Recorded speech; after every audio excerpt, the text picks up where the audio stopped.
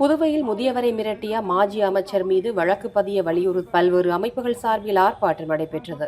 புதுச்சேரி பெருமாள் கோவில் வீதியைச் சேர்ந்த பிரெஞ்சு குடியுரிமை பெற்ற முதியவர் பால்ராஜின் 5 கோடி மதிப்புள்ள 2200 சதுர அடி வணிக வளாகத்தை திமுக முன்னாள் அமைச்சர் சிவக்குமார் கேட்டு மிரட்டியதாக கூறப்படுகிறது.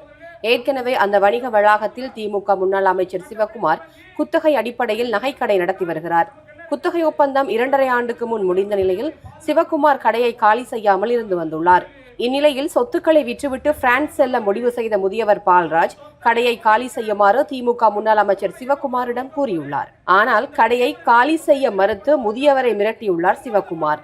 இதுகுறித்து முதியவர் கடந்த டிசம்பர் மாதம் பெரிய கடை போலீசில் புகார் அளித்திருந்தார். புகார் மீது எந்த நடவடிக்கையும் இல்லாத நிலையில் கடந்த ஆகஸ்ட் மாதம் 20ஆம் தேதி முதியவர் தனது சொத்தை மீட்டு தர கோரி கண்ணீர் மல்க அரசுக்கு வேண்டுகோள் விடுத்த வீடியோ சமூக வலைதளங்களில் வைரலாகியது.